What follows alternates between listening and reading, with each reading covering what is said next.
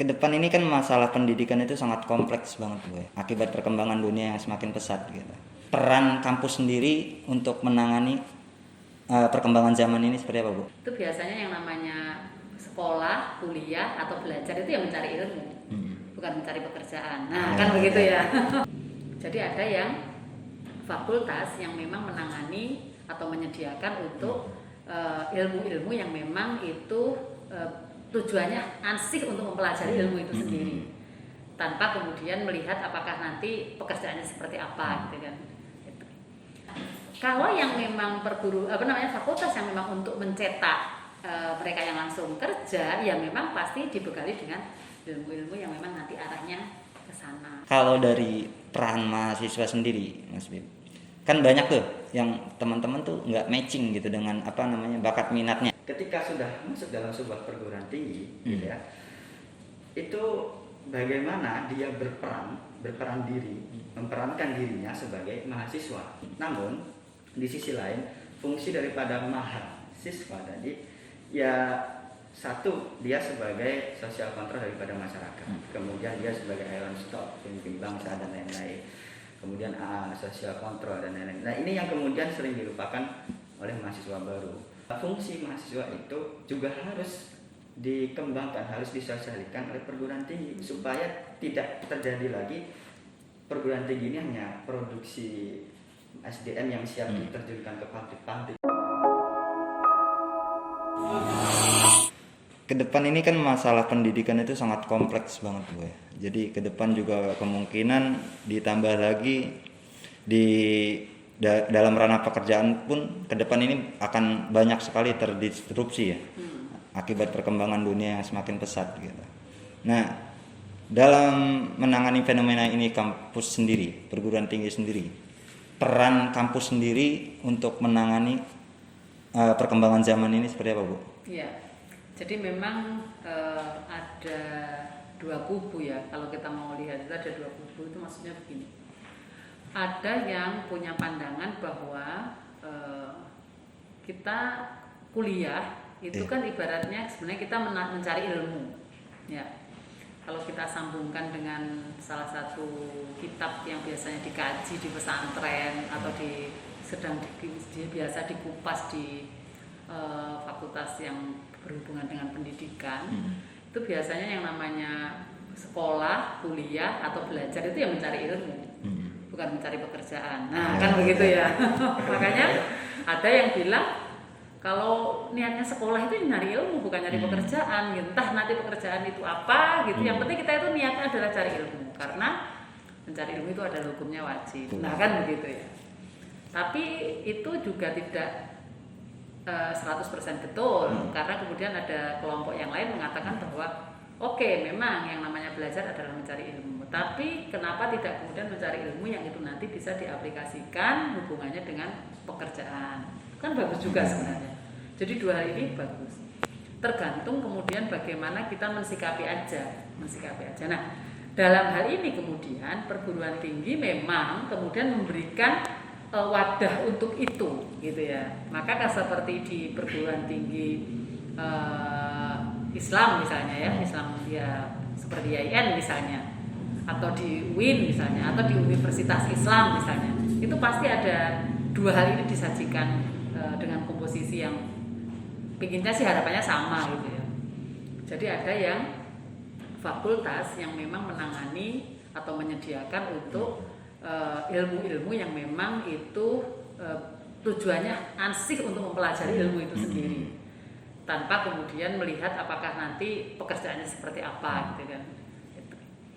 Kalau di satu sisi maka kemudian menyediakan juga fakultas yang memang siap pakai di masyarakat, dalam hal ini sesuai dengan marketnya, gitu ya, kebutuhan masyarakatnya juga, itu adalah ya perguruan tinggi yang memang nanti masuk ke dunia kerja, gitu. Nah, ini maka harus disediakan memang, gitu.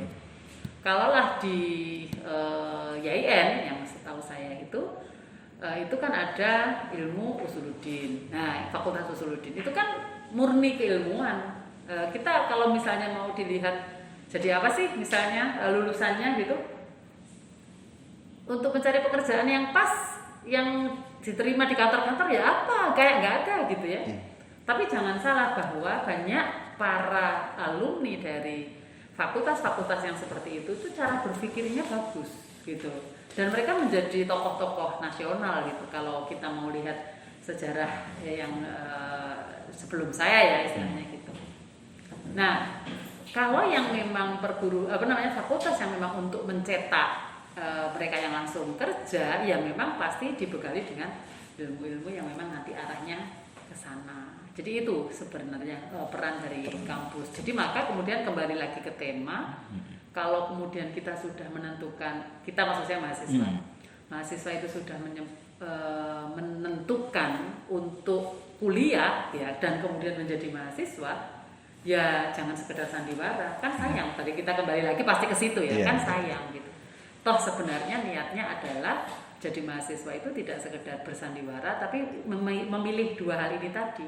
Mau jadi ilmuwan murni yang memang kuliah atau belajarnya itu ya untuk memperdalam ilmu, ataukah kemudian memang kuliah sebagai sarana untuk membekali diri untuk terjun ke masyarakat, dalam hal ini dunia kerja. Gitu. Iya, dari memang banyak problematika ya dalam kampus itu. Kalau dari peran mahasiswa sendiri, Mas Bib, kan banyak tuh yang teman-teman tuh nggak matching gitu dengan bakat minatnya sebelum masuk. Kebanyakan teman-teman mahasiswa itu sebelum masuk atau memilih kampus itu mereka desakan orang tua terutama itu paling penting. Gimana harusnya mahasiswa seperti apa menyikapi hal tersebut? Oke, terima kasih Mas Ahmad. Jadi kalau dalam perspektif saya, terutama yang hari ini sedang maba, sangat hangatnya masih sedang kuliah gitu. Kita paham, kita ketahui bahwasanya latar belakang mereka untuk kuliah itu sangat kompleks ya. Artinya tidak bisa kita pukul satu bahwasanya hanya untuk mengisi pengangguran tadi gitu ya. Cuma dalam artian ketika sudah masuk dalam sebuah perguruan tinggi gitu ya, itu bagaimana dia berperan diri, memperankan dirinya sebagai mahasiswa. Ini dalam tanda kutip ini sudah ada tambahan mahanya ketika dulu masih siswa. Ya, kan gitu ya. Artinya harus ada yang berbeda ini. Dari perspektif awal misalnya yang kalau di dalam tema ini kan untuk mengisi pengangguran gitu ya. Artinya tidak boleh kemudian menjadikan kuliah ini sebagai batu loncatan supaya dapat pekerjaan. Namun di sisi lain fungsi daripada mahasiswa tadi ya, satu, dia sebagai social control daripada masyarakat, kemudian dia sebagai iron stock, pemimpin bangsa dan lain-lain, kemudian social control dan lain-lain. Nah ini yang kemudian sering dilupakan oleh mahasiswa baru.